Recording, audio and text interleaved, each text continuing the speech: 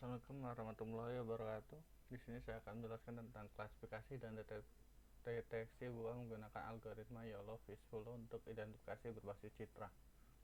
Pendahuluan dulu. Di sini saya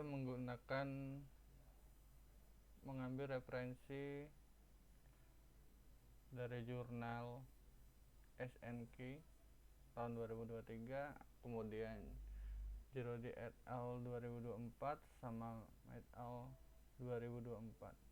Yang pertama itu ini penggunaan YOLO untuk deteksi buah telah diterapkan dalam berbagai penelitian. Sebagai contoh, penelitian yang menggunakan YOLO V7 dengan mekanisme multi-head attention menunjukkan peningkatan akurasi dalam mendeteksi buah apel pada latar belakang yang kompleks, meskipun objek-objek tersebut saling tumpang tindih atau tersembunyi sebagian. Selain itu ada yang pada jurnal kedua itu menggunakan model YOLO V8 dengan transformer DETR dalam mendeteksi buah jeruk dari citra statis. Hasil penelitian tersebut menunjukkan bahwa YOLO V8 unggul dalam hal akurasi deteksi, terutama dalam kondisi pencahayaan yang tidak optimal atau objek yang tersembunyi. Sementara itu, ada juga yang menggunakan versi ringan dari YOLO V8 yang dioptimalkan untuk deteksi gambar buah. Model ini berhasil menunjukkan hasil deteksi yang cepat dan akurat, khususnya dalam menangani objek kecil seperti buah di gambar. Penelitian ini bertujuan untuk mengeksplorasi penerapan YOLO V8 dalam klasifikasi dan deteksi buah berbasis citra dengan algoritma terbaru. Untuk metodologinya itu dirancang untuk memanfaatkan algoritma YOLO V10 dalam deteksi objek berbasis citra buah untuk meningkatkan efisiensi dan akurasi deteksi.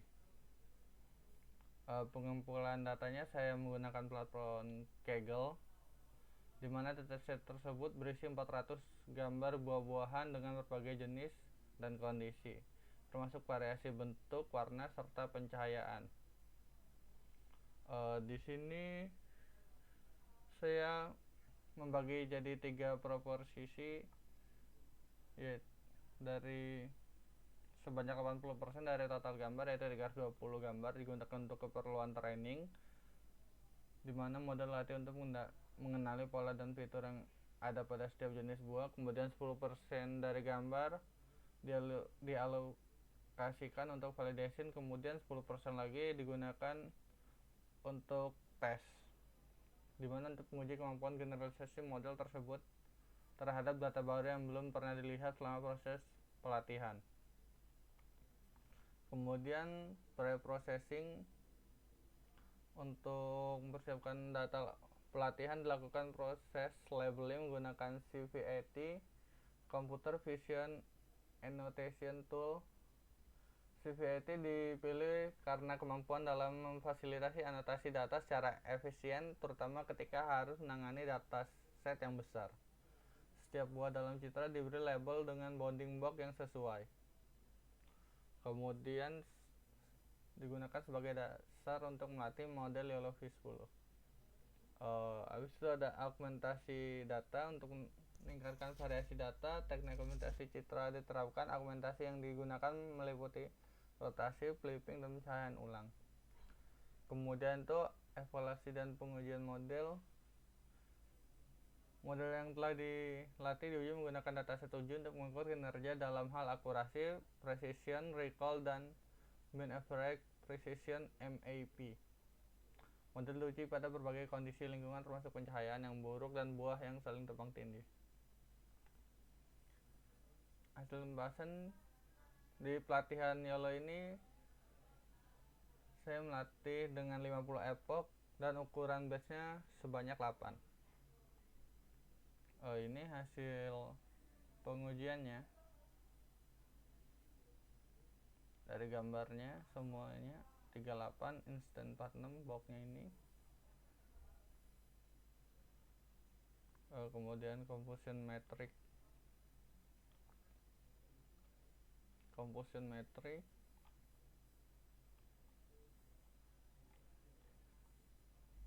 ini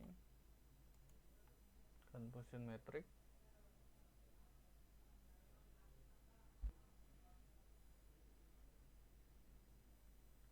Di sini akurasinya 84,61 dengan supportnya 26, dengan ininya 26. Micro average-nya itu 0,7 dan weight average 0,8. Ini untuk tur positif dari apel itu ada 2, tur positif dari pisang itu ada 2, kemudian anggur 2, jambu biji 0, kedondong 5, nangka 2, leci 2, mangga 5, jeruk 1, pepaya 1.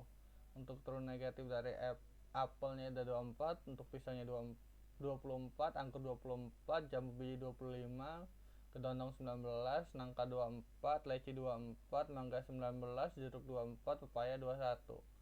Untuk false positif, untuk apelnya 0, pisang 0, anggur 0, jambu biji 1, kedondong 1, nangka 0, leci 0, mangga 1, jeruk 1, pepaya 1.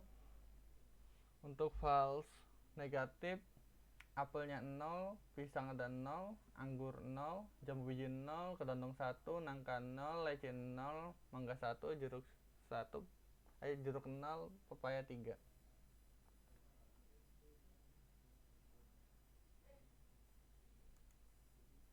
Untuk F1 confident untuk visual grafiknya.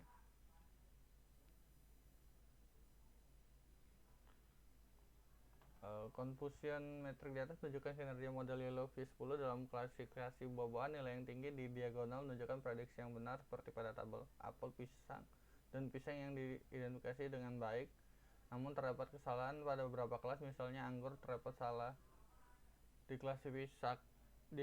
diklasifikasikan sebagai mangga. Secara keseluruhan model berperforma cukup baik, tetapi masih ada ruang untuk perbaikan, terutama dalam membedah buah yang memiliki kemiripan visual. Untuk evaluasi modelnya, evaluasi model menunjukkan hasil yang menjanjikan dalam klasifikasi buah menggunakan Yellowfish 10. Kesimpulannya dapat disimpulkan bahwa penerapan algoritma Yellowfish 10 dalam deteksi dan klasifikasi buah berbasis citra memberikan hasil yang akurat dan efisiensi. Model ini menunjukkan kinerja yang sangat baik dengan nilai MAP 0,5 yang tinggi, mencapai 0,984 pada kelas mangga dan lebih dari 0,96 pada kelas lainnya. Precision tertinggi tercatat pada jeruk sebesar 0,99 dan recall tertinggi pada kelas nangka 0,996.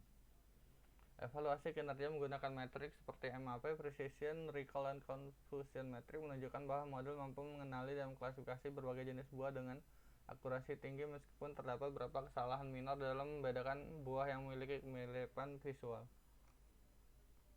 Selain itu, kecepatan inferensi model yang mencapai 0,1 milisecond per gambar menegaskan efisiensi untuk digunakan dalam aplikasi real time secara keseluruhan. Penelitian ini berhasil membuktikan bahwa Yellowfish 10 adalah pilihan yang tepat untuk tugas deteksi objek berbasis citra. Baik, itu saja yang dapat saya sampaikan. Saya akhiri. Assalamualaikum warahmatullahi wabarakatuh.